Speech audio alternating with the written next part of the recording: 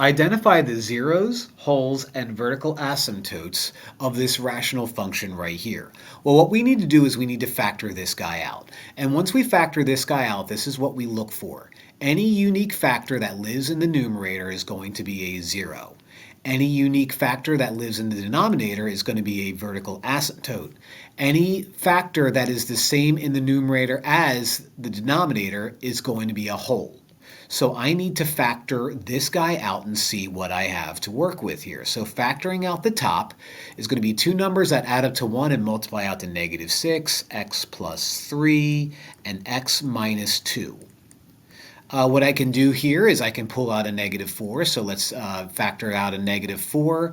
That leaves me with x squared plus 4x plus 3. Now I can keep factoring in the denominator there. Okay, that -4 doesn't matter. Two numbers that add up to 4 and also multiply out to 3 are going to be x plus 3 and x plus 1.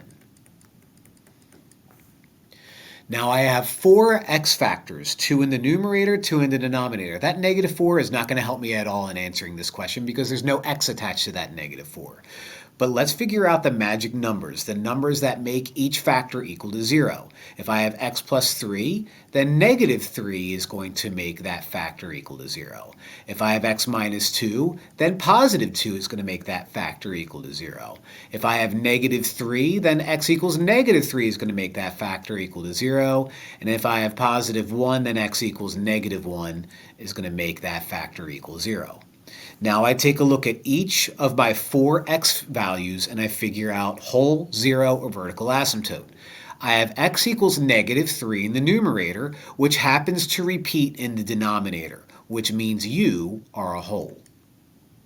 I have x equals 2 in the numerator. That doesn't repeat anywhere else, especially in the denominator, so x equals 2 is a 0.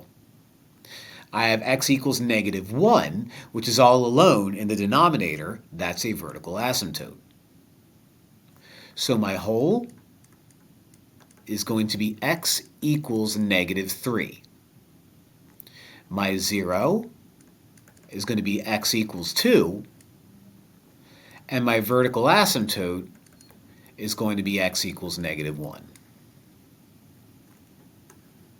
Very important stuff if you're going to do AP Pre-Calculus. Make sure you know it.